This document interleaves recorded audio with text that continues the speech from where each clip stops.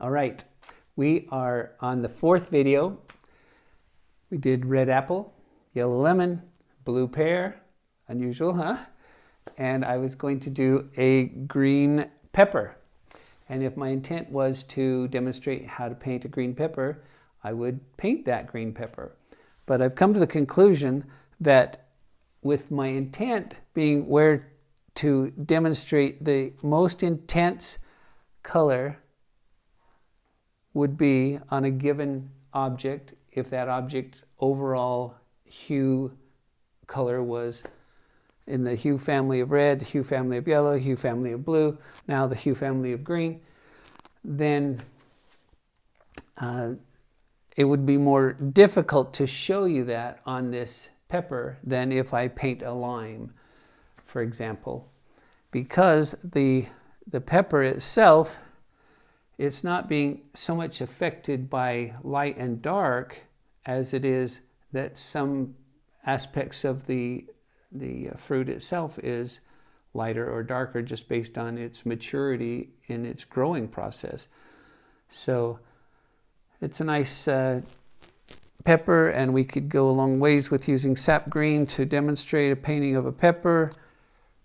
But since that's not the purpose of this video, it's more like what we've done here, but just with green. And green and orange will be about the same. So when we see where the placement of the most intense, pure chromatic tone of green is, that would be similarly placed in the value scale as orange would.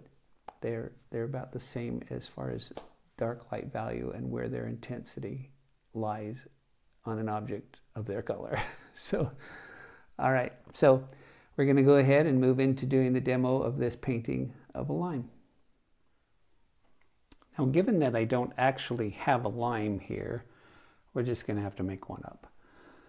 So when I was at the store, yesterday I bought that green pepper thinking I would use it, but as I explained, it's not what we're going to do.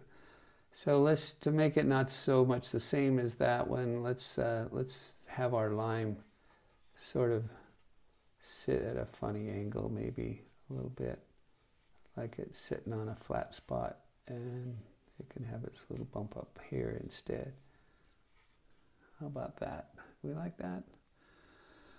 That's not too shabby, I guess. Then we can have our light again coming this direction and have so that it come down here. We'll have a shadow out this way. The next videos we'll do, actually I'll do it all in one video, is paint the shadows on here, on all four of these. But for now, we're going to paint ourselves a lime. What I've got right here, I'm using the number 4 filbert brush again, and I've got sap green here, which is what I'm starting with, and we'll just see what happens. So let's assume we're going to have a shadow that, let's see, the light comes here, going to have kind of a shadow that maybe will be like this. And so our lighter areas and the darker areas, and then the shadow body, and then that little bump, we'll have a little shadow on that as well. Okay, so straight out of the tube, what would be our most intense color? So I'm not sure that this is what we would call an intense, I mean, that's a pure color, but it's not intense. And what's going to be the most intense with the green is to be right in here. So maybe I need to shift to permanent green. That's down here on my palette. Let me grab some out of that little pile of paint. I just, now I'm thinking it might have been a good idea to have a lime here, because I'm not sure that this permanent green, it might be off shade in relationship to what a lime would look like. So that might be an issue for somebody, but we're just going to be teaching this demo on where the intensity of green would lie in relationship to the light and shadow, the values, the light to dark values. So if we take some of this permanent green, we can pull that like that. See, now that's a more definite green that we could say is playing the role for us for having an intense color. Now we can take our tangent for our shadow. Oh, let's see. We've got to pull that down further, don't we? Because the purity and most intense is not right next to the tangent as it was on the blue. See, that most intense blue is just next to the shadow tangent, and the most intense red is just next to that shadow tangent, that division between the darkest part of the shadow between the light half of the apple and the shadowed side of the apple. Same up here, except for this is where our intense color is.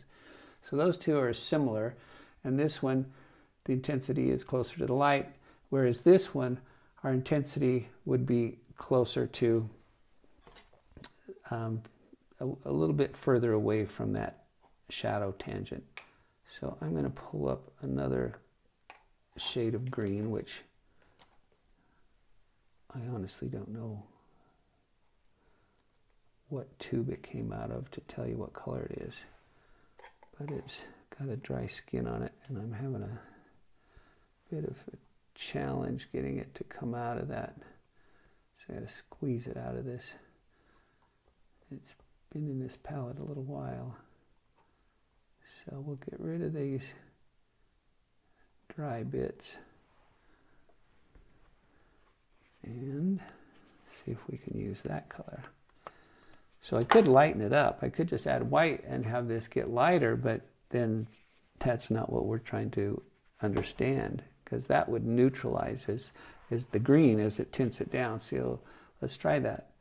So if we take a little bit of this white with some of this permanent green and we add that to it, see, it doesn't just get lighter, it gets sort of neutralized. It's a pretty color, and if it had come out of that tube that color, then we'd say, oh, it's right out of the tube, it's beautiful, but it's not. It's neutralized from a pure color here, whereas this doesn't have that issue. So I'm just going to dip into a little bit of linseed oil and try to smooth this out a little bit since it's been dry for as long as it has. All right, now if we take and have our limes, our greens, most intense color be not right next to the tangent shadow, but just above it. So it's between, so say if this, let's see, I'll change this out a little bit. Let's say if this is our highlight area, and then we dim that down a little bit, say, and then we start moving away from the light.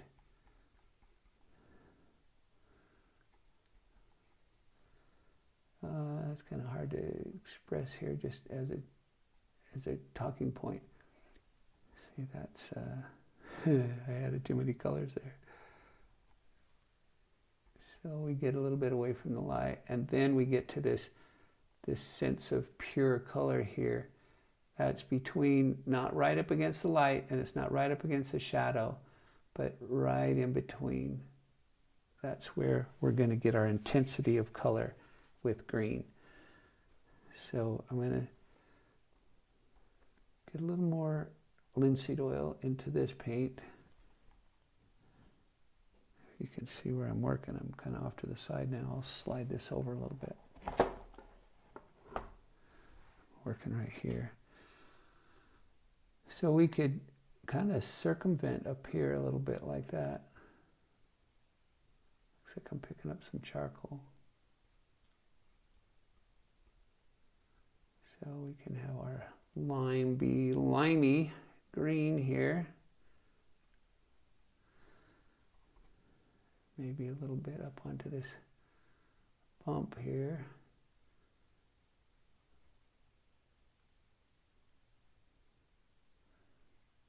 we'll get this to work into itself here in a second. But now we'll take some more of this permanent green and widen this division between the tangent and this intense, our most intense green, by putting this here.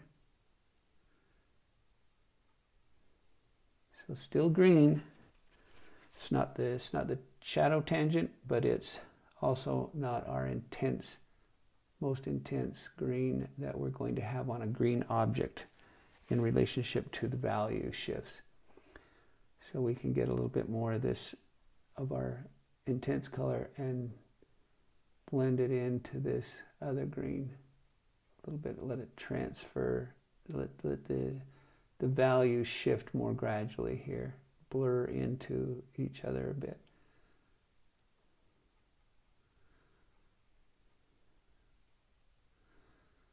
Looks like I maybe got a little too much oil in there. But it sure is kind of clumpy. All right, but we'll just go back here and reestablish the intensity of that color just for the purpose of this painting. And then we can dab at it a little bit to try to create the sense of texture that you would get in a lime peel, just like orange peels or lemon peels. And so we get some of that playing into here. And we're just doing it loosely here with the dabbing of this brush's tip. Try to get the sense of what fruit it is we're dealing with. So this is not the most realistic realism, apparently, but we can play with it and decide where to stop when we decide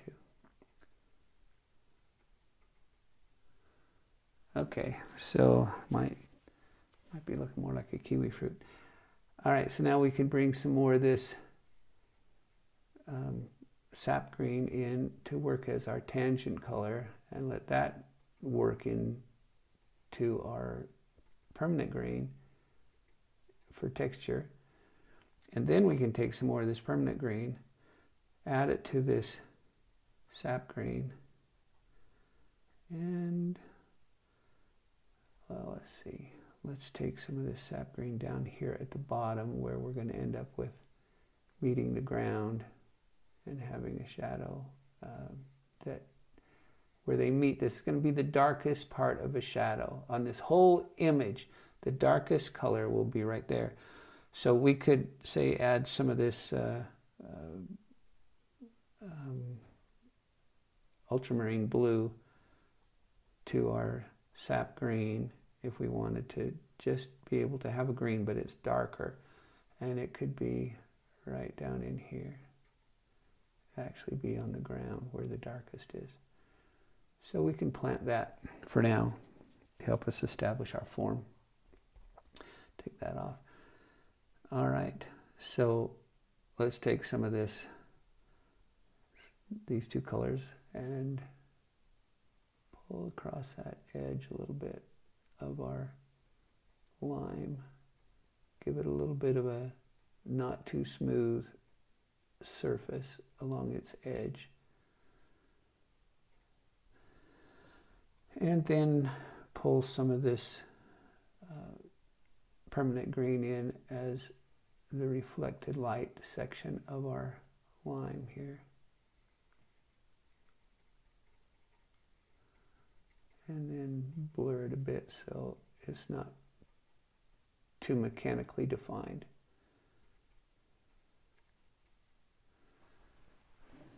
All right. Now what are we going to do up here? We could say mute this color just like we've done here. Say take some of this and pull it up over the light side. If we don't quite like it, we'll just paint something on it.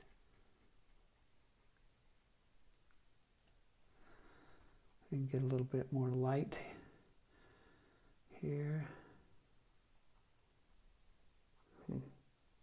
Funny tone of color, really. Maybe get that bump of the end of the line to have some form to it.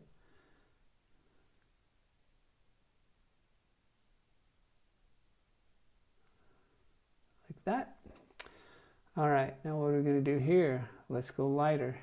Let's take, say, some of this green and add it to some of that green and pull it in against the lighter part of the lemon where the, I don't know that you'd get a highlight on a lime, I mean, but you certainly get a light area, and then if it's going to highlight, that'll be, that's more likely on glass or a shiny apple or something that's not got this sort of dull texture to it that an orange peel or a lime peel or a lemon peel would have.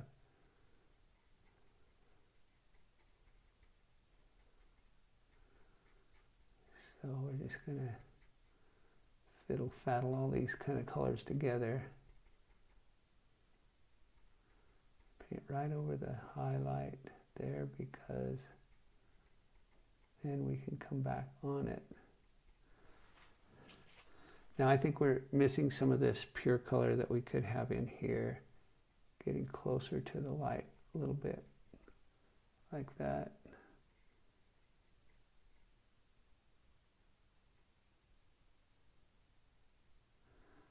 Kind of knock off some of those supposed bumps.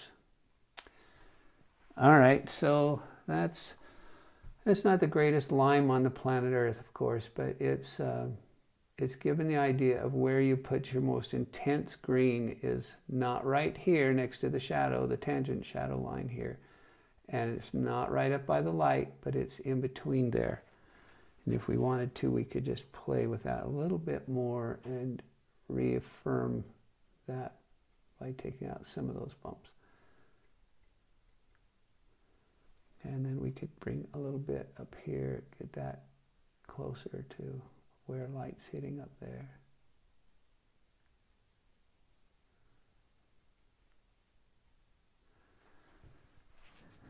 All right, so the concept's there.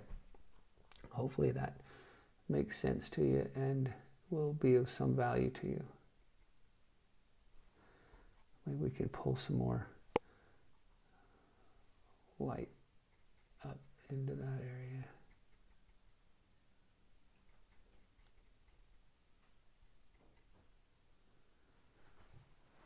All right. We can always reshape this a little bit as we put the shadow in down here. So we could firm up this edge a little bit. It's kind of odd to have it that bumpy. That might help us some. And then the same up here. Of course, we're going to paint the background in a bit in another video. Okay, so we've got our red.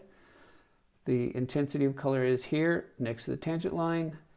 We've got the blues doing the same thing next to the shadow tangent line. That's where we're going to get our intense, beautiful, pure blue. As we add white to it, it dulls down. As we add white to it, it dulls down toward pinks, whether it's in pink yellowish, pink orangish.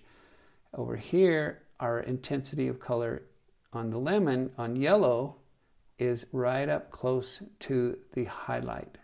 The closer you get to the light, the more intense your yellow is, and then it gets less intense as it goes away. This is still a pretty color over here, but it's not as intense as it is when it gets closer to the light. Whereas with here, we better put some more sort of attention of highlight in here just to illustrate this point.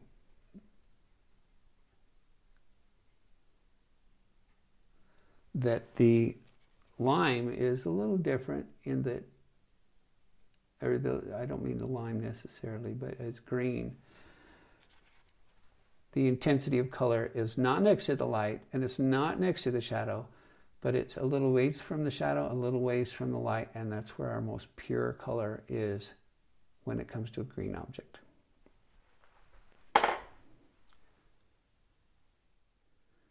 So this concludes our little 4-video set on how to place intensity of color in a given object that is primarily that color. And the next video that I'll be doing will be painting on these same 4 paintings, but instead we'll be painting the cast shadows. So we can see what color presence should be evident somewhat in the shadow of a yellow object, or a red object, or a green object, or a blue object. And so we'll get to that point next in our next video. So appreciate your tuning in. Hope you enjoyed this. Hope it's beneficial to you in some way, that you understand a little bit more about where you can place your most intense color on a given object that is primarily that color, and in relationship to the values, dark to light. All right, all the best to you. Please subscribe, make comments, share. All helpful. Helpful to me, helpful to you, helpful to your friends. Thank you. Have a great day.